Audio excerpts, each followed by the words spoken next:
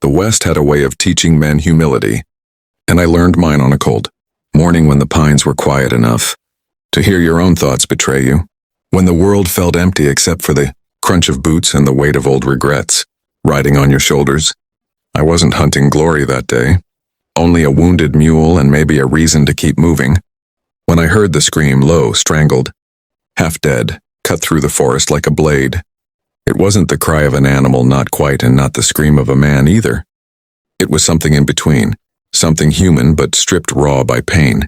I followed it without thinking, pushing through brush until I saw her there on the forest floor, dirt-streaked and bleeding, her leg caught fast in a rusted bear trap, iron teeth sunk deep into flesh. She didn't beg. She didn't cry anymore. She just stared at me with eyes sharpened by loss and fire. An Apache woman dressed in torn buckskin, face marked with grief and ash, her hands trembling not from fear but from exhaustion. I raised my palms slowly, knowing how a moment like this could turn a man into a corpse, and I told her in a voice steadier than I felt that I wasn't there to harm her. The trap was illegal, left by some coward who didn't care what it tore apart, and it had done its work too well. Blood pooled beneath her calf, and I knew if I didn't act fast she wouldn't last the night. When I knelt, she tensed like a drawn bow, but she didn't strike. Maybe she saw something in me. Maybe she had nothing left to lose. I pried the jaws open with my rifle stock, every second dragging like a year, until the trap finally snapped loose and she collapsed forward with a sharp breath that sounded more like a curse than relief. I tore strips from my shirt and bound her wound as best I could, hands slick with blood, heart pounding because I knew the stories, Apache land, Apache justice, and I was alone, miles from help.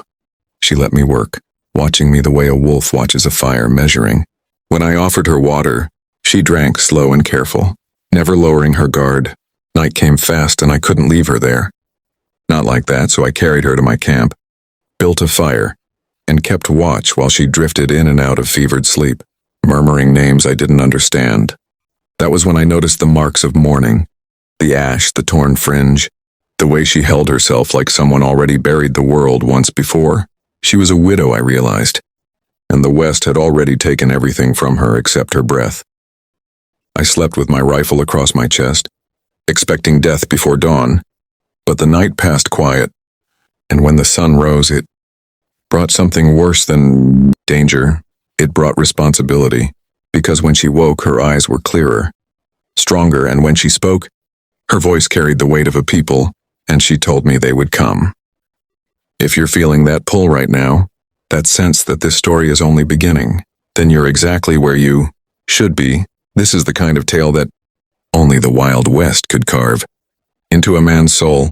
And if you want to hear how a single act of mercy can change the course of lives, don't forget to subscribe, because stories like this don't come from history books, they come from scars. They came at dawn, silent as the trees themselves, Apache warriors stepping from the forest like ghosts pulled from the earth, rifles and bows trained steady, faces unreadable, and I knew in that moment that saving her life had only opened the door to a judgment far heavier than death. She stood beside me despite her wound, leaning on a carved stick, her posture unbroken, her presence commanding the air, and when their eyes met hers, the forest seemed to hold its breath.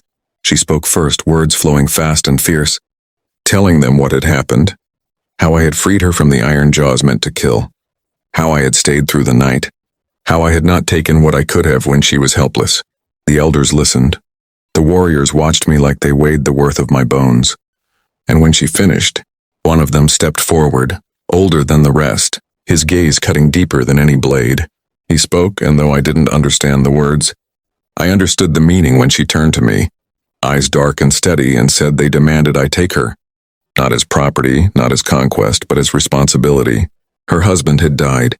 Her clan needed assurance, and by Apache law, a life saved bound two paths together. I laughed once, sharp and bitter, because the West had already taken my wife years ago, buried her under a fever no gun could stop, and I had sworn never to bind my heart again. But the elder didn't laugh. He waited, the warriors waited, and she waited. Not pleading, not forcing, only offering a truth shaped by survival. I could walk away and live with what that made me, or I could stand and accept what I had already chosen the moment I knelt by that trap. I thought of the countless men who had taken from the land and never given back, of the blood spilled for greed, of the way mercy was treated like weakness out here, and I realized this wasn't a demand, it was a test. I nodded, slow and certain, and the forest exhaled. What followed wasn't a wedding like White Towns held, but a joining marked by fire, by witness, by understanding. She didn't smile, not then. But when our hands touched, I felt something settle, something long broken begin to mend. Life didn't grow easier after that. It grew heavier, richer, sharper. We faced distrust from both sides, danger from men who hated what they didn't understand, and nights where the past came knocking hard. But we also built something the West rarely allowed, peace earned, not stolen. Years later, when I tell this story, I don't tell it to paint myself as a hero. I tell it because mercy survives where bullets fail, because respect outlasts fear, and because sometimes the moment that defines you comes when no one is watching. If this story moved you, if it reminded you that the Wild West wasn't just gunsmoke and graves but choices that echoed across lives, then stay with this channel, subscribe, because there are more stories like this waiting to be told, and each one carries a truth the frontier carved deep into the souls of those who lived it.